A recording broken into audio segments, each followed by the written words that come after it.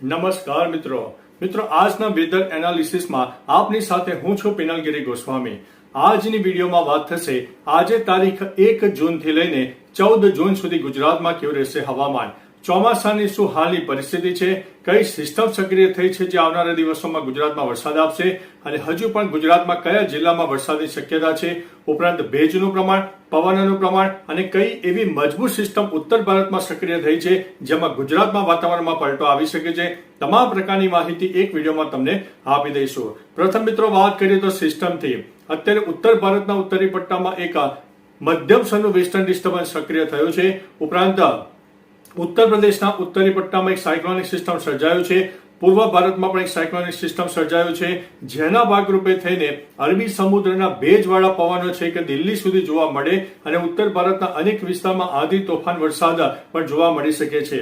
હવે જ્યારે ભેજનું પ્રમાણ ગુજરાત ઉપરથી પણ પસાર થઈ રહ્યું છે ત્યારે ગુજરાતમાં પણ લો ક્લાઉડ ફોર્મેશન સર્જાશે અને છૂટાછવાયા વરસાદની શક્યતા રહેલી છે।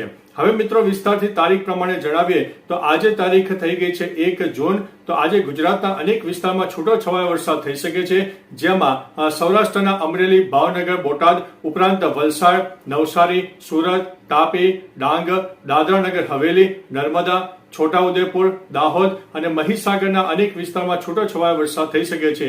ગુજરાતના બાકીના વિસ્તારોમાં જો લોકલ ડેવલપમેન્ટ સર્જાય જાય, લો ક્લાઉડ ફોર્મેશન સર્જાય જાય, ભેજનું પ્રમાણ વધારે જોવા મળે તો જે તે વિસ્તારમાં પણ છૂટોછવાયો વરસાદ થઈ શકે છે।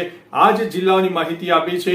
એક પ્રાથમિક તબક્કે આ જિલ્લામાં વરસાદની શક્યતા વધુ દેખાઈ રહી છે। ત્યારે બીજી તરફ મિત્રો આ કચ્છનો દરિયાઈ પટ્ટી વિસ્તાર હોય, સૌરાષ્ટ્રનો દરિયાઈ પટ્ટી વિસ્તાર હોય અને દક્ષિણ ગુજરાતનો દરિયાઈ પટ્ટી વિસ્તાર હોય તેમાં 45 થી લઈને 60 કિલોમીટર પ્રતિ કલાકની ઝડપે પવન ફૂંકાય એટલે કે મિની વાવાઝોડા જેવી પરિસ્થિતિનું નિર્માણ થાય અને આ તોફાનને કારણે વૃક્ષો ધરાશાયી થવા અથવા તો કાચા નાના મોટા મકાનોને પણ નુકસાન થઈ શકે છે। એટલે મિત્રો તમારી કોઈ ચીજ વસ્તુ હોય તો તેને સાવચેત જગ્યાએ રાખી લેજો કારણ કે આ મિની વાવાઝોડાનું સ્વરૂપ આગામી 48 કલાક આપણને જોવા મળે તેવી સંભાવના છે।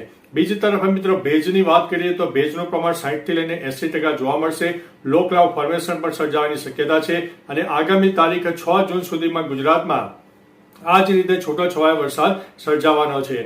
એકંદરે મિત્રો તારીખ 7 થી લઈને જે 14 જૂનનું સેશન છે તેમાં દક્ષિણ ગુજરાતથી લઈને કેરળ સુધી એક વરસાદની ટ્રફ રેખા સર્જાશે જેમાં મહારાષ્ટ્રના અનેક ભાગોમાં જોરદાર અને ભયંકર વરસાદ થાય જેમાં 4 ઇંચ કરતા પણ વધારે વરસાદ થાય અને તેની અસર ગુજરાતને પણ જોવા મળવાની છે। તેમાં ખાસ કરીને સૌરાષ્ટ્ર અને દક્ષિણ ગુજરાતના અનેક ભાગોમાં જોરદાર વરસાદ તારીખ 7 થી લઈને 14 જૂન વચ્ચે થાય તેવી સંભાવના છે। હવે ચોમાસાની પણ વાત કરી દઈએ તો ચોમાસું અત્યારે મહારાષ્ટ્ર સુધી અટકી